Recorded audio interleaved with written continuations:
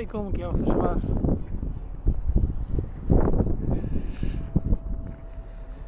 কথা শোনা যাবে কিনা জানি না, কিন্তু ঠান্ডা থেকে বাঁচার জন্য কোনো উপায় নেই।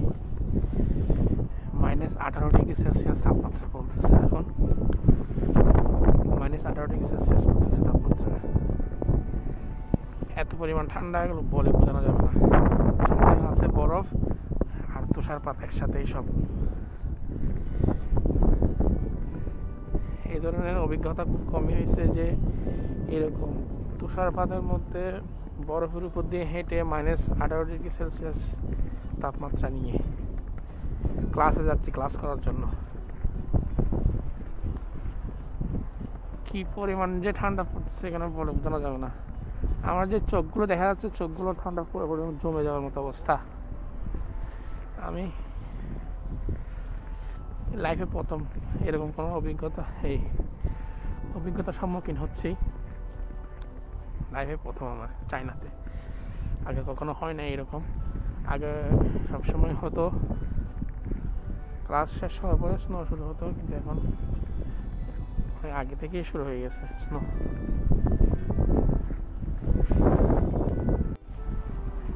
এই যে দেখুন স্নোর অবস্থা।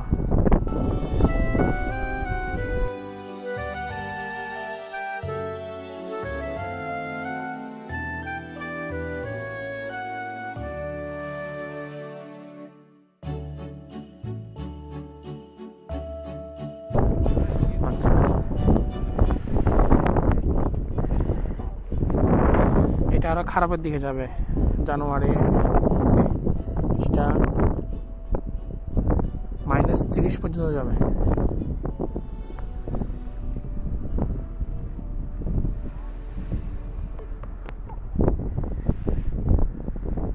বিদেশে আসলে এরকম কষ্ট করে পড়ালেখা করা লাগে। তো আপনারা যারা চায়নাতে আসবেন বা অন্য যে কোনো দেশে যাবেন ইউরোপ কান্ট্রিতে, অবশ্যই কোন জায়গায় আবহাওয়া খুব কম থাকে, মানে ভালোভাবে থাকে, তাপমাত্রা ভালো থাকে, ঠান্ডা খুব কম পড়ে, ওইরকম জায়গা সিলেক্ট করে বিদেশে আসার পরিকল্পনা করবেন। প্রচুর ঠান্ডা। পরেশ ভাই, কেমন লাগতেছে আপনার? হ্যাঁ, কেমন লাগতেছে? গ্লাভসে মানতেছে? আমার তো মনে হয় না মানতেছে। আমারটা প্লাস্টিকের, কিন্তু আপনার আমার হালকা পাতলা লাগতেছে। কাপড়ের গুলোতে কি হবে? আমার থেকে তো মানার কথাই তো। এই দিয়ে কাপড় যে, এটা তো মনে প্রথম অভিজ্ঞতা নাকি? না, আমার সিয়ানে ছিল, কিন্তু না বেশি ছিল না। স্নোতে গিয়ে ক্লাস করা এটা না, ওখানেও ছিল, কিন্তু একটু বেশি ছিল না। এরকম যন্ত্রণা সিয়ানে এরকম থাকছে। এই হালকা পাতলা। এখানে তো অনেক, এখানে তো আমি শুনছি একেবারে 20 ইঞ্চি পর্যন্ত বরফ জমে। 20 ইঞ্চি, -36 ভাই, আমার কি মনে হয়। হ্যাঁ 20 ইঞ্চি, এমনকি লেক পর্যন্ত মানে জমে যায়। পুকুর, লেক, নদী সবগুলো জমে যায় উপরে। -30°C তাপমাত্রা। আজকে মনে হয় না, এখন মনে হয় -17 চলতেছে। -17 মধ্যে অবস্থা। এই অবস্থা, হ্যাঁ এখানে -17 চলতেছে এখন। -36 ছিল এদের মধ্যে, এখানকার মধ্যে। হ্যাঁ 36 বলছিল আমাকে। মানে আমার যে চোখ দুটো দেখা যাচ্ছে, এটা তো ঠান্ডা লাগতেছে আমার। আমার হাত, আমি হাতে গ্লাভস পরছি, তারপর এত মোটা গ্লাভস, তারপরও আমার হাত জমে যাচ্ছে। কি পরিমাণ ঠান্ডা লাগতেছে। -30 যখন পড়বে তখন তো মোবাইলও ব্যবহার করা যাবে না, বন্ধ হয়ে যাবে মোবাইল। আমার মোবাইল অলরেডি ঠান্ডা হয়ে গেছে। 20 মিনিটের বেশি মোবাইল ব্যবহার করা যায় না।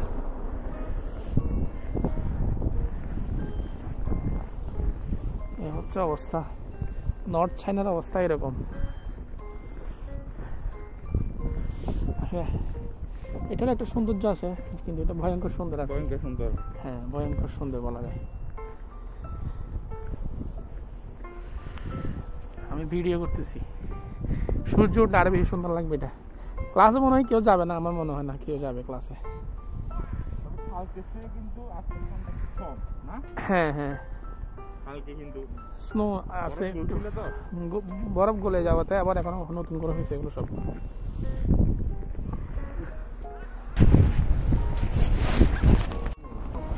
হ্যাঁ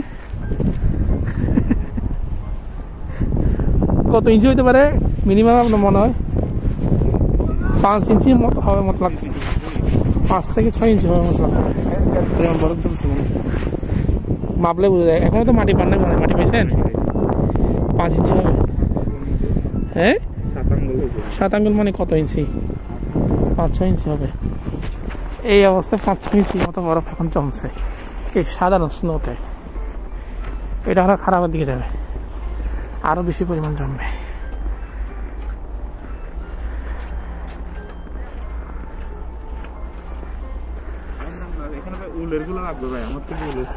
লাগতেছে এখন বললাম না আমি তখন বের হয়েছেন যে জন্য লাগে না যে এখন লাগতেছে আমি ভাই আমার এটা 2 ইঞ্চি 3 ইঞ্চি মোটা ভাই তারপরে আমার থেকে লাগতেছে ঠান্ডা হাত গ্লাভস ঠান্ডা এটা মানবে না ওই যে ওরা পরিষ্কার করতেছে হাওয়া শুনতেছেন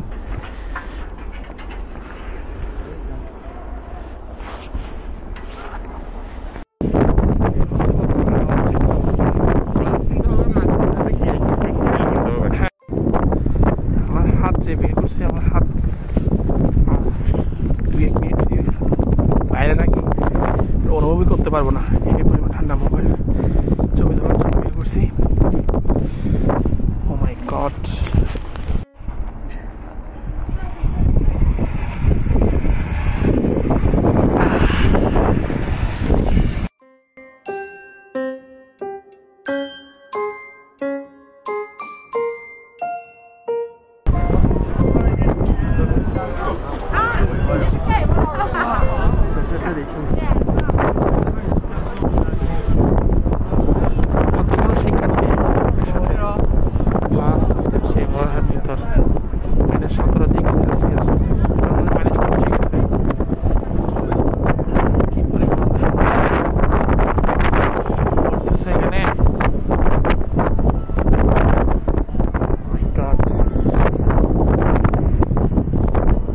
এটা নাকি শুধু শুরু এখন মাত্র উইন্টারের শুরু এটা আরো খারাপের দিকে যাবে এ হারেস ভাই কই যান এদিকে যাবেন না ভিডিও করেন বলছেন যে ঘরে করবেন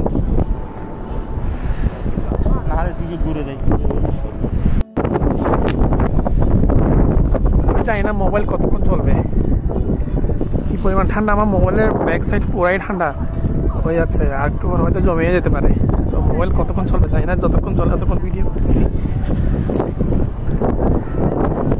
দোকানে যাবো দোকানে একটা জিনিস আসছে টানার জন্য কারণ বলতে পারবো না এই ঠান্ডা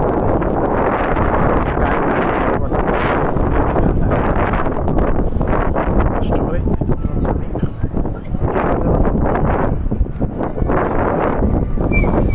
আমার হাত পুরাই জমেছে আমার কত করে হ্যাঁ আমি কিছু কিনবো না আমি হচ্ছে একটা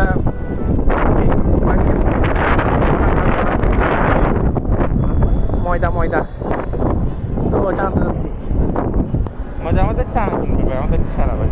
হ্যাঁ আপনাদেরটাই কিনছি আপনাদেরটার মতোই কিনছি মানে আপনাদেরটা না 5 কেজি কিনে নেই আর কি মানে 2.5 কেজির মতো কিনছি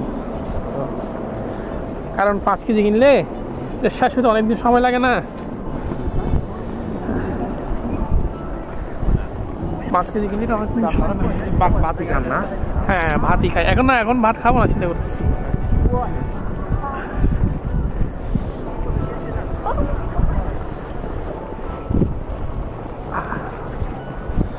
কালারগুলো নষ্ট করে দিচ্ছে বরফের কালার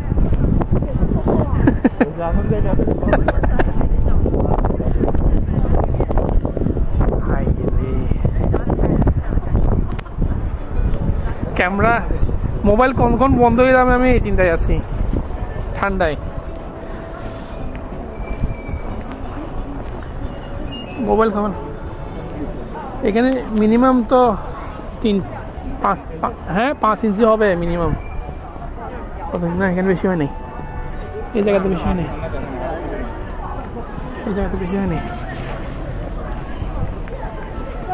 মানুষের জীবনযাত্রা এখানে অনেক কঠিন তারপর ওরা মানিয়ে নিয়েছে সবাই নিজেদেরকে কই যাবে নিজের জায়গা ছেড়ে কোথাও যায় আর জায়গাই নেই নিজের দেশ নিজের শহর এখানে তো থাকতে হবে। মানুষের জীবনযাত্রা স্বাভাবিকই আছে এখানে, দেখাই আপনাদেরকে। আপনার আছে কি খয়দি কি কাঁচা বাজার কিনবেন নাকি রেডিমেড খাবার? রোডের অবস্থা, গাড়ি চলতে বরফে ভালো গেছে, কাদার মতো হয়ে গেছে, সব বড় হয়ে গেল। দেখিস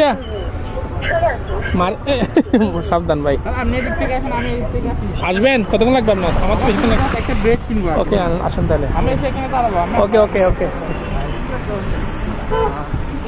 এটা হচ্ছে গ্যাস স্টেশন। জীবনযাত্রা স্বাভাবিক, সবকিছুই স্বাভাবিক, কারণ বরফ তো পড়তেই থাকবে এখানে, তাই বলে তো আর জীবনকে থামিয়ে রাখা যাবে না, কাজকর্ম বন্ধ রাখা যাবে না, কাজ বন্ধ রাখা যাবে না, সবকিছু করতে হবে স্বাভাবিক গতিতেই চলে এখানে। কারণ আমরা এগুলো অভ্যস্ত অনেক। এই যে অনেকে আছে যেখানে হাতে গ্লাসও পরে নেই, মুখের মধ্যে কোনো রকম মাফলার বা পরে নেই, অনেকে টুপিও দিচ্ছে না, কারণ ওরা অভ্যস্ত এগুলোতে। কিন্তু আমাদের এর তো অবস্থা খুবই খারাপ হয়ে যাচ্ছে। ঠান্ডায় -17, এখন মনে হয় 19-এ চলে গেছে, বেশি যাবে। এটা মাত্রই শুরু, আরো অনেক অনেক খারাপ হবে এটা। -35, গত বছর সর্বনিম্ন রেকর্ড ছিল -35 ডিগ্রি সেলসিয়াস।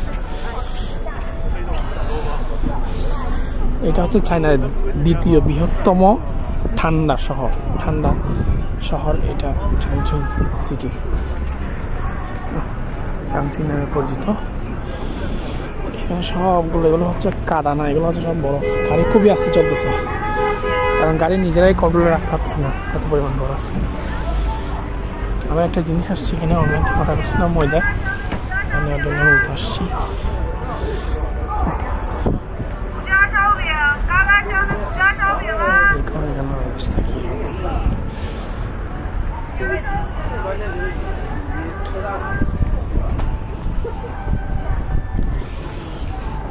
দোকান সব খোলা, কিছু খোলা, কোনো কিছুই বন্ধ নেই। এই নি হাও,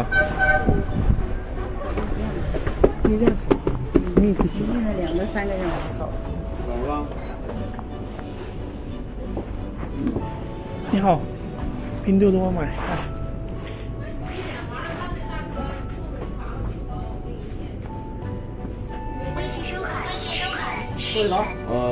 毛哥呀，挺瘦那个，18个瓶子。GCCR。哦，全麦粉。对。面粉。এই জিনিসটা অর্ডার করছিলাম থেকে, 2.5 কেজি ময়দা,